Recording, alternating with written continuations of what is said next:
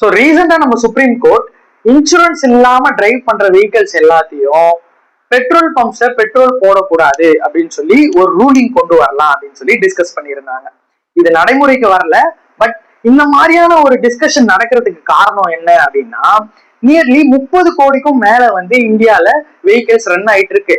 இந்த 30 கோடி வெஹிக்கிள்ஸ்ல 16 கோடி வெஹிக்கிள்ஸ்க்கு மட்டும்தான் பாத்தீங்கன்னா இன்சூரன்ஸ், ப்ராப்பர் இன்சூரன்ஸோட ஓட்டுறாங்க. மத்தவங்க எல்லாம் பாத்தீங்கன்னா இந்த ரூலை ஃபாலோ பண்றதே இல்லை. As per section 146 of motor vehicles act படி ஒரு இன்சூரன்ஸ் அப்படிங்கிறது வண்டிக்கு ரொம்ப மேண்டட்டரியான விஷயம். இந்த இன்சூரன்ஸ் இல்லாம ஓட்டுறதுக்கு பெரும்பாலான காரணம் என்ன அப்படின்னா லேக் ஆஃப் அவேர்னஸ் இல்லாததுதான் பாத்தீங்கன்னா இதுக்கு காரணம் அப்படின்னு சொல்லி சொல்றாங்க.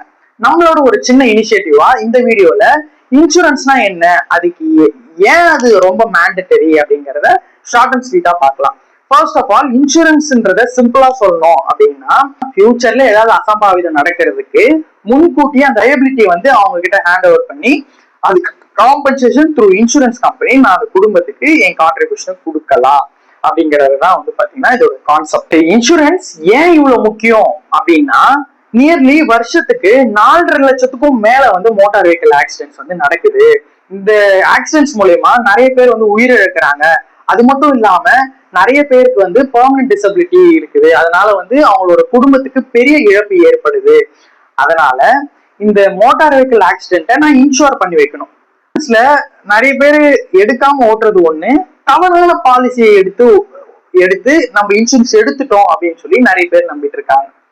ஸோ சரியான பாலிசியை எப்படி சூஸ் பண்றது அப்படின்னா, பேசிக்கா ஒரு மோட்டார் வெஹிக்கிள் இன்சூரன்ஸ்ல 2 கவர் இருக்கும். ஒன்னு ஓன் டேமேஜ் கவர், இன்னொன்னு தேர்ட் பார்ட்டி கவர்னு சொல்லியிருப்பாங்க.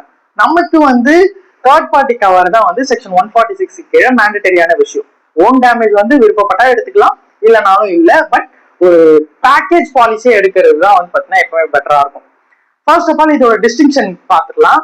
ஓன் டேமேஜ்ன்றது என் வண்டிக்கு ஏதாவது ஒரு லாஸ் வருது, ஒரு ஆக்சிடென்ட் மூலியமாவோ இல்ல தேர்ட் பார்ட்டி மூலியமாவோ என் ப்ராப்பர்ட்டிக்கு ஒரு டேமேஜ் வருது அப்படின்னா அதை நான் இன்சூரன்ஸ் கம்பெனி கிட்ட இன்சூர் பண்ணி வச்சு நான் அதுக்கான எக்ஸ்பென்ஸை கிளைம் பண்ணிக்கலாம்.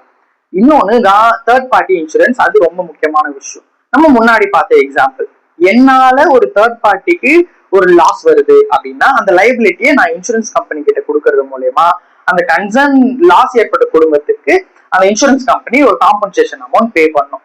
இது ஒரு பெனிஃபிஷியல் ஃபார்ம் ஆஃப் சிஸ்டம் தான், ஒரு பெனிஃபிஷியல் லெஜிஸ்லேஷன் தான் இந்த இன்சூரன்ஸ் ஆக்ட். ஸோ இதுக்கு தான் பாத்தீங்கன்னா தேர்ட் பார்ட்டி இன்சூரன்ஸஸ் ரொம்ப மேண்டட்டரி அப்படின்றத சொல்லலாம். இப்போ இன்கேஸ் ஏதாச்சும் ஒரு லைபிலிட்டி ஏற்படுது, ஒரு 10 லட்ச ரூபாவோ 15 லட்ச ரூபாவோ மேக்சிமம் இன்கம் அதிகமா இருக்க ஃபேமிலிக்கு அதிகமான கிளைம்லாம் போகும். ஃபார் எக்ஸாம்பிள் 1 கோடி கிளைம் பண்றவங்க எல்லாம் இருக்காங்க. அந்த 1 கோடி இன்சூரன்ஸ் இல்லைன்னா அந்த கன்சர்ன் வெஹிக்கிள் ஓனர் தான் பே பண்ணணும். அப்ப நம்மளால பே பண்ண முடியாது இல்லையா?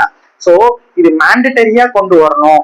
லாஸ் ஏற்பட்ட குடும்பத்துக்கும் நம்ம ஏதாச்சும் பெனிஃபிஷியலா பண்ணணும் அப்படிங்கிற நோக்கத்தோட எடுத்துட்டு வந்ததுதான் இந்த இன்சூரன்ஸ்.